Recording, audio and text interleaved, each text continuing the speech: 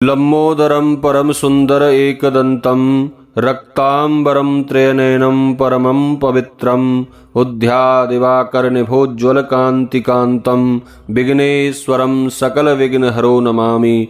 नमस्कार, स्वागत है आप सभी का हमारी YouTube चैनल में। आज के इस वीडियो में आप श्रवण करेंगे माघ मास के शुक्ल पक्ष की विनायक चतुर्थी, वरद चतुर्थी, कुंद चतुर्थी व्रत की कथा। एक बार प्रेम से कहिए, बोलिए गणपति गजानन भगवान की जय, शंकर भगवान की जय, पार्वती माता की जय। गणेश चतुर्थी व्रत की पौराणिक कथा के अनुसार एक बार भगवान शिव तथा माता पार्वती नर्मदा नदी के किनारे बैठे थे। वहां माता पार्वती ने भगवान शिव से समय व्यतीत करने के लिए चौपड़ खेलने को कहा। भगवान शिव चौपड़ खेलने के लिए तैयार हो गए, परंतु इस खेल में हार जीत का फैसला कौन करेगा, यह प्रश्न उनके समक्ष उठा।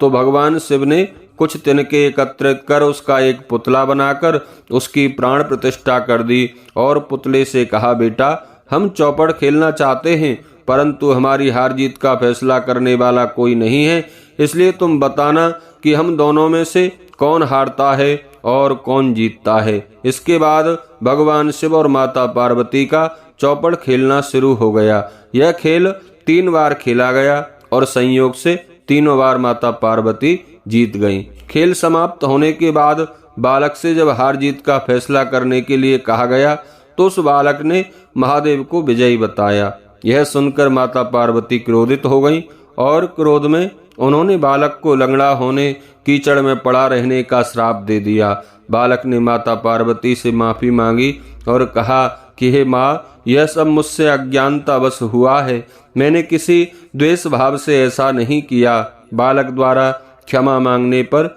माता पार्वती ने कहा, यहाँ से गणेश पूजन के लिए नाग कन्याएं जाएंगी।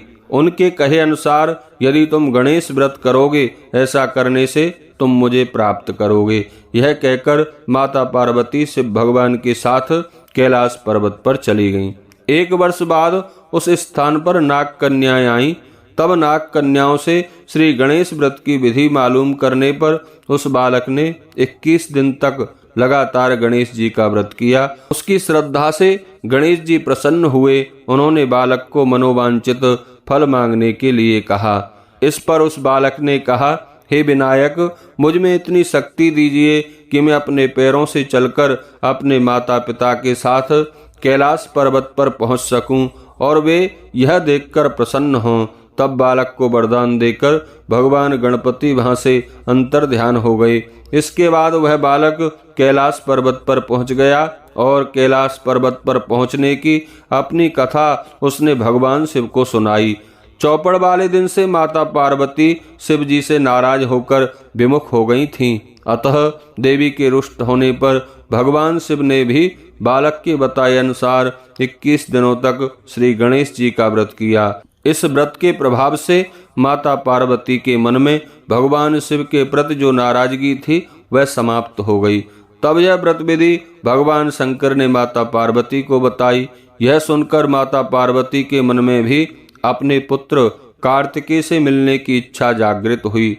तब माता पार्वती ने भी 21 दिन तक श्री गणेश का व्रत किया तथा दूर्वा, फूल और लड्डुओं से गणेश जी का पूजन अर्चन किया। व्रत के 21वें दिन कार्तिकेय जी स्वयं अपनी माता पार्वती से मिलने के लिए वहां आ गए। उस दिन से ही श्री गणेश चतुर्थी का यह व्रत समस्त मनोकामनाओं की पूर्ति करने वाला व्रत माना जाता है। इस व्रत को करने से मनुष्य के सारे कष्ट दूर होकर सुख समृद्धि की प्राप्ति होती है और घर में धन धान्य की वृद्धि होती है। बोलिए गणपति गजानन भगवान की जय।